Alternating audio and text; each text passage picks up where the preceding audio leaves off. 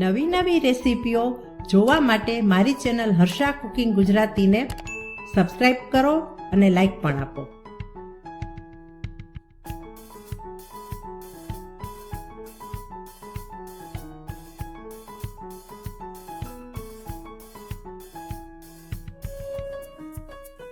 Harsha cooking Gujarati ચેનલમાં આપનું સ્વાગત છે. આજે આપણે બનાવીશું સુરતી લસણીયો લોચો. સુરતી લસણીયો લોચો બનાવવા માટે મેં 1 વાટકી ચણાની દાળને 1 કલાક પહેલાં પલાળી લીધી હતી. આ વાટકીના માપથી મેં ચણાની દાળ લીધી છે, પણ ચણાની દાળ ફૂલે એટલે તેની ક્વોન્ટિટી વધારે થઈ જાય અને દાળ સારી રીતે પલળી ગઈ છે. જુઓ, દાળમાંથી આપણે વધારાનું પાણી કાઢી લેશું. અહીં જે વાટકીના માપથી મેં દાળ લીધી હતી તે જ વાટકીના માપથી પોણી વાટકી મેં પૌવા લીધા છે અને પૌવાને પણ મેં ધોઈ લીધા છે અને પલાળી લીધા છે. હવે આપણે ક્રશ કરીશું. એક મિક્સર જાર લેશું. મિક્સર જારમાં આપણે 6 થી 7 કળી લસણની અને 2 લીલા મરચાં લેશું. લસણીયો લોચો છે એટલે આપણે લસણ વધારે જોશે. ત્યાર પછી એડ કરી આપણે ચણાની દાળ. પલાળેલા પૌવા એડ કરી દઈએ. 1 વાટકી ખાટું દહીં ઉમેરી દઈએ અને 2 ટેબલ સ્પૂન ચણાનો લોટ. આ બધી વસ્તુ આપણે પીસી લઈએ. ચણાની દાળ, દહીં, પૌવા, લસણ અને મરચાંને આપણે પીસી લીધા છે, જોઈ શકાય છે. હવે આપણે એક બાઉલ લઈશું અને બાઉલની અંદર આ મિશ્રણને આપણે ટ્રાન્સફર કરીએ.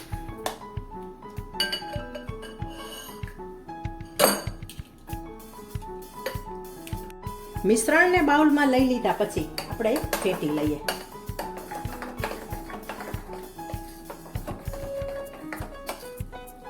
જો બધું સારી રીતે પીસાઈ ગયું છે અને મિક્સ પણ થઈ ગયું છે.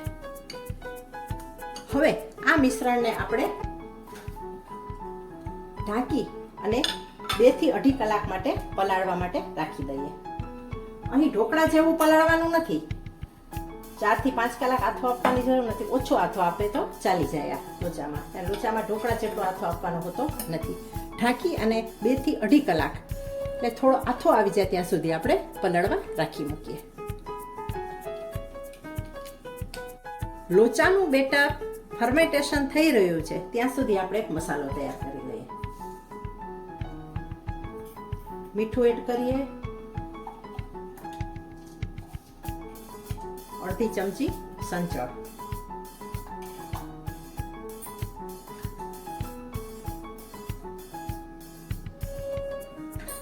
અડધી ચમચી મરી પાવડર, અડધી ચમચી શેકેલા જીરાનો ભૂકો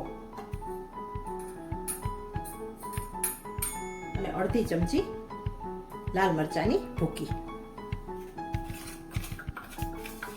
લોચા માટેનો આ સ્પેશિયલ મસાલો તૈયાર થયો.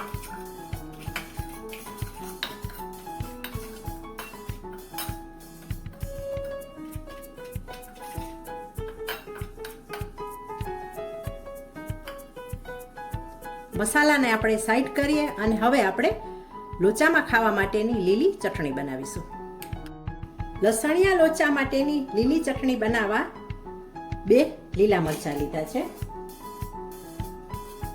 સાથે અહીં ખમણ નાખવાના હોય છે, પણ આપણી પાસે અત્યારે ખમણ નથી એટલે હું અડધી વાટકી દાળિયા નાખું છું. આ ચટણીમાં ખમણ હોય તો સરસ થાય છે, પણ દાળિયાનો સ્વાદ પણ સરસ આવશે.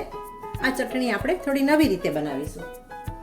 જો ખમણ ના હોય તો શું કરવું, તેના ઓપ્શન તરીકે આ ફોતરા વિનાના દાળિયા નાખી શકીએ. ત્યાર પછી કોથમરી ડંઠલ સાથે નાખીશું આપણે અને કોથમરી નાખશું તેટલો આપણે ફુદીનો એડ કરી દઈશું. ત્યાર પછી અડધી ચમચી જીરું, સ્વાદ મુજબ મીઠું, 1 ચમચી ખાંડ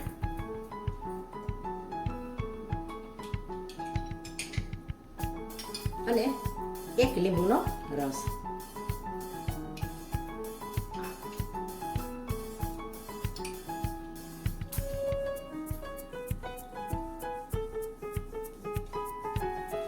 થોડું પાણી ઉમેરી અને આપણે ચટણી બનાવી લઈએ.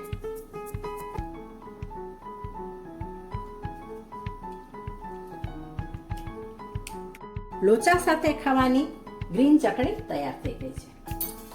જોઈ શકાય છે. આ ચટણી ખાટી મીઠી હોય છે એટલે બહુ સરસ લાગે લોચા સાથે. જો હવે આપણે લસણની ચટણી તૈયાર કરીશું. લસણની ચટણી આપણે ખાંડણીમાં બનાવીશું. 10-12 કળી લસણની લીધી છે. તેમાં આપણે મીઠું એડ કરી દઈએ. મીઠું એડ કરવાથી શું થશે કે લસણ તરત સોફ્ટ થઈ જશે. અને થોડા દસ્તા મારીશું ને એટલે પોચું થઈ જશે. મીઠું નાખેલું છે એટલે. 1 ચમચી ધાણા જીરું અલગ રીતે બનાવીશું. અને 2 ચમચી આપણે લાલ મરચાંની ભૂકી. હવે આપણે ફરીથી ખાંડી લઈએ. લસણીયો લોચો છે એટલે લસણ તો આમાં જોઈએ જ. અને જો તમે લસણ ના ખાતા હો તો લસણને સ્કીપ કરી શકો છો અને સાદો લોચો પણ બનાવી શકો છો લસણ વિનાનો.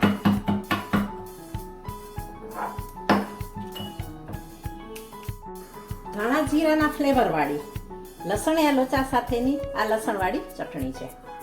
તેને આપણે ખંડાઈ ગયા પછી એક બાઉલમાં ટ્રાન્સફર કરી લઈએ. અને હવે પાણી ઉમેરી અને થોડી આપણે લિક્વિડી કરી લઈએ.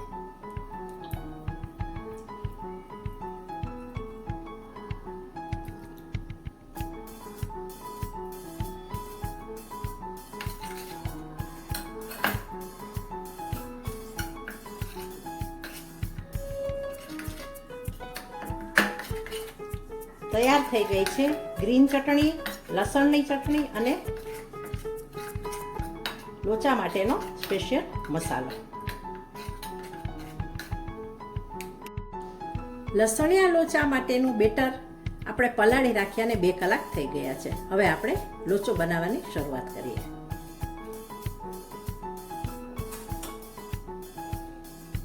બેટર સારી રીતે જો એકદમ સરસ ફૂલી ગયું છે. જો અને થોડો આથો પણ આવી ગયો છે. પણ આ બેટર અત્યારે કઠણ છે. લોચો બનાવવામાં ઢીલું બેટર રાખવાનું છે. ઢોકળા જેવું કઠણ રાખવાનું નથી.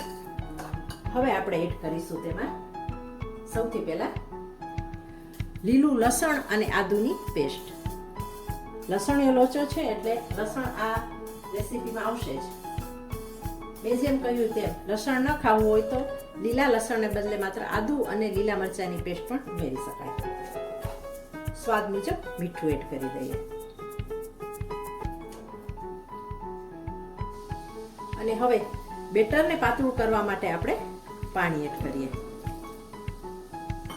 અને મિક્સ કરી લઈએ.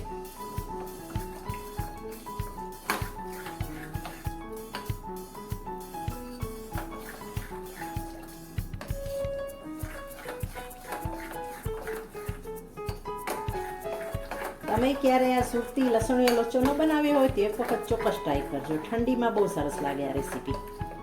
શિયાળાની ઠંડી હોય, ઠંડી ઋતુ હોય ને, અને સાંજના ડિનરમાં બનાવી લો તો ખૂબ સરસ લાગે, અથવા બ્રેકફાસ્ટમાં પણ સરસ લાગે. ફરીથી હજી થોડું આપણે પાણી ઉમેરીએ કારણ કે બેટર હજુ ઘાટું છે.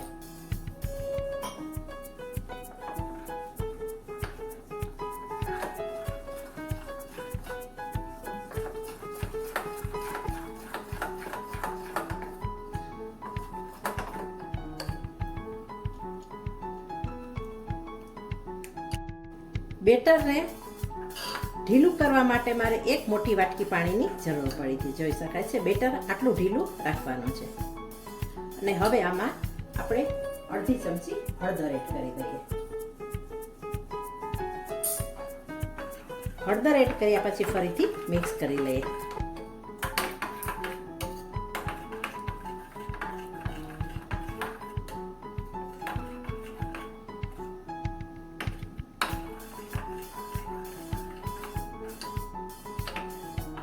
જોઈ શકાય છે આટલું ઢીલું બેટર રાખવાનું છે.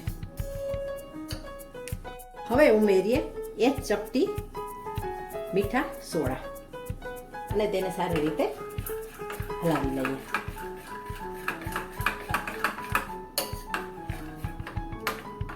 અને આ બધી પ્રોસેસ કરતી વખતે આપણે જે થાળીમાં લોચો પાથરીને બાફવાનો છે તે થાળીને આપણે તેલથી ગ્રીસ કરી લેવાની છે અને સ્ટીમરને પણ ગરમ કરવા ગેસ પર મૂકી દેવાનું છે. આપણે બંને પ્રોસેસ કરી લીધી છે. હવે આપણે આ જે થાળી લીધી છે પ્લેટ, તેને ગ્રીસ કર્યા પછી આપણે લોચાને અંદર એડ કરીશું.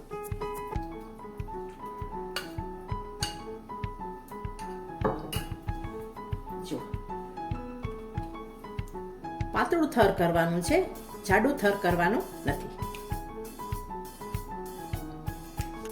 1 વાટકી ચણાની દાળ અને પોણી વાટકી પૌવામાંથી 2 થાળી લોચો તૈયાર થશે. હવે બેટરને પાથરી લીધા પછી થાળીમાં હું આ રીતે લસણની ચટણીને લિક્વિડી કરી છે તેને આ રીતે આપણે ઉપર આ રીતે ટપકા છાંટી દેશું.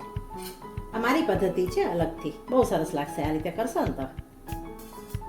અને સાથે પણ લસણની ચટણી ઉપર નાખીશું આપણે, પણ લસણીયો લોચો છે એટલે લસણ તો આમાં ખાસ જોઈશે. અને હવે આપણે સ્ટીમ કરવા મૂકી દઈએ. બેટરમાં લસણની ચટણી ઉમેરી અને થાળીમાં બેટર પાથર્યા પછી આપણે સ્ટીમરમાં મૂકી દીધી છે અને બીજી થાળી પણ આપણે મૂકી દઈએ.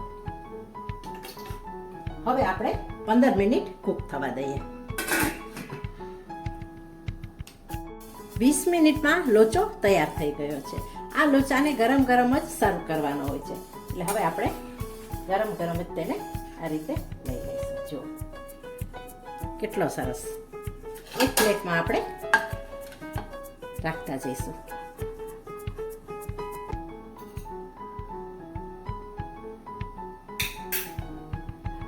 એકદમ ગરમ છે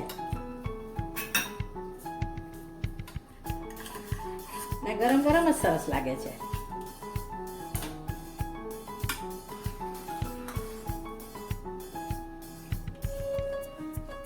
લોચાને પ્લેટમાં લઈ લીધા પછી તેને આપણે ઉપર બટર લગાવીશું.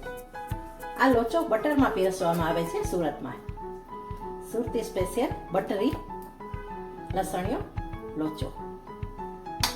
આ રીતે બટર આપણે લગાવી દઈશું.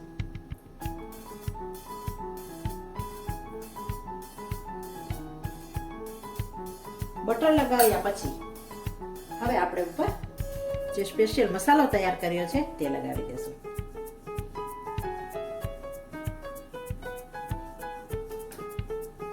ત્યાર પછી ડુંગળી બારીક કાપેલી,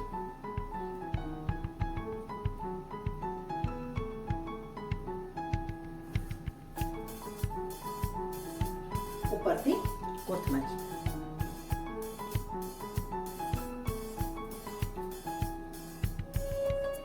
અને હવે લાસ્ટમાં બારીક સેવ. સુરતી લસણીયો લોચો રેસીપી તમને કેવી લાગી તે મને કોમેન્ટ કરીને ચોક્કસ જણાવજો. અને રેસીપી સારી લાગી હોય તો રેસીપીને વધુ ને વધુ શેર કરજો, લાઈક કરજો, કોમેન્ટ કરજો. અને જો ચેનલ પર નવા હો તો ચેનલને સબસ્ક્રાઈબ પણ કરજો. હવે મળીશું આવી જ અવનવી રેસીપી સાથે. Thanks for watching.